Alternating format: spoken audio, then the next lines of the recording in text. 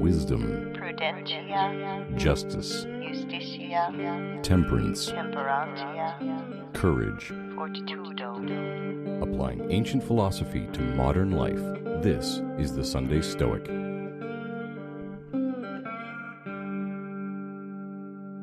Welcome to the Sunday Stoic Podcast, the podcast where we discuss ancient philosophy as it applies to modern life.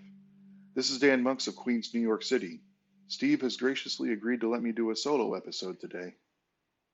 Today's episode will be devoted to the Stoic aphorism, "Virtue is the only true good." This is one of the Stoic mandatories.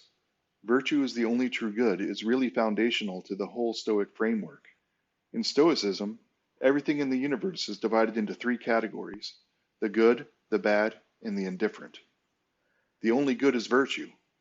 The only bad is vice, also known as moral corruption. Everything else, which is almost everything in the universe, is an indifferent. Virtue is a word that isn't used very often in modern discourse. So first, it may be important to talk about definitions. What is virtue? The original Greek word was arete. Another way to translate arete into modern English would be excellence. When referring to humans, arete could best be understood as moral excellence, which I think may be the most understandable translation for us 21st century folks. When I talk about this topic, I use virtue and moral excellence interchangeably. Everything can be said to have arete to the extent that it is an excellent example of what it represents. A horse with arete would be fast and strong. A house cat with arete would be excellent at hunting. A deciduous tree with arete would be green with abundant leaves and healthy. Anything can have arete to the extent that it exemplifies its role in the universe. But in this episode, we are discussing arete as it relates to human beings. Developing arete, or virtue, is to fulfill your nature as a human being, which is often encapsulated in another aphorism, living according to nature. For humanity, there are two defining traits that set us apart from the rest of the animal kingdom, and we have arete or excellence to the extent that we cultivate and develop these defining traits. Firstly, humans are rational, and secondly, humans are social.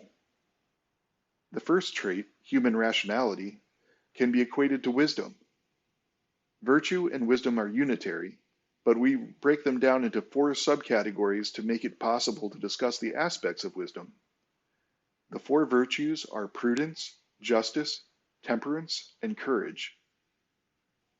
How do we develop prudence, justice, temperance, and courage? By cultivating the second trait of human arete, our nature as social animals. Cultivating virtue is not a purely internal contemplative process. It requires interaction with the outside world. For example, how can we develop justice unless we make a practice of behaving justly toward our fellow humans? How can we make progress on developing courage unless we do the right thing under adverse conditions? When we fulfill our social roles through appropriate actions, we are making progress toward moral excellence.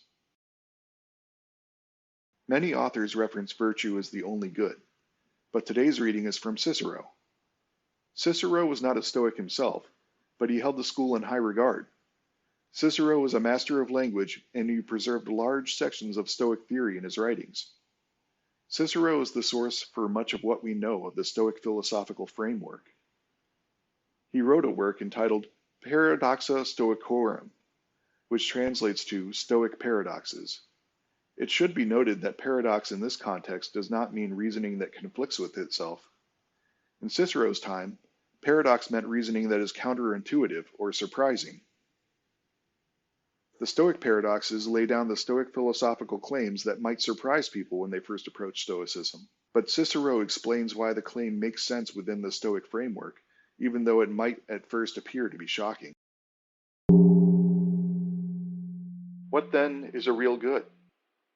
Whatever is done uprightly, honestly, virtuously, is truly said to be done well. And whatever is upright, honest, and agreeable to virtue, that alone, as I think, is a good thing. Is there any real good that does not make him who possesses it a better man? For in proportion as every man has the greatest amount of excellence, he is also in that proportion most praiseworthy. To live well and happily is nothing else than to live virtuously and rightly. Cicero, Paradoxa Stoicorum, number 1. Why is it true that virtue is the only true good? Aren't there other things that are good? Isn't health good? What about wealth, power, fame, or prestige? These things often have the appearance of being good, but they aren't good in a Stoic sense. It's true that we as individuals would prefer to be healthy, wealthy, and held in high regard. However, are any of those things good in themselves? Robust health is not beneficial to humanity when it is possessed by a serial killer, mugger, drug trafficker, or despotic tyrant. So, health is not a good in itself. Similarly, wealth and power are only good if they are used well. If wealth is used to buy elections or buy social media platforms and then take measures to poison public discourse, is it still a good? Also, what if the wealth is earned by corrupt means, or by exploiting people, or criminal activity? Emperor Nero was the wealthiest and most powerful man in the world, but few people would describe him as admirable and praiseworthy. So, power and wealth are not good. Fame, social influence, and prestige can be used to spread vice in the form of misinformation, racism, misogyny, homophobia, and xenophobia.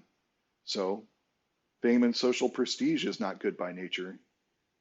Virtue alone is beneficial to humans in every situation, and is thus the only true good. Everything else has the potential to be harmful or used inappropriately.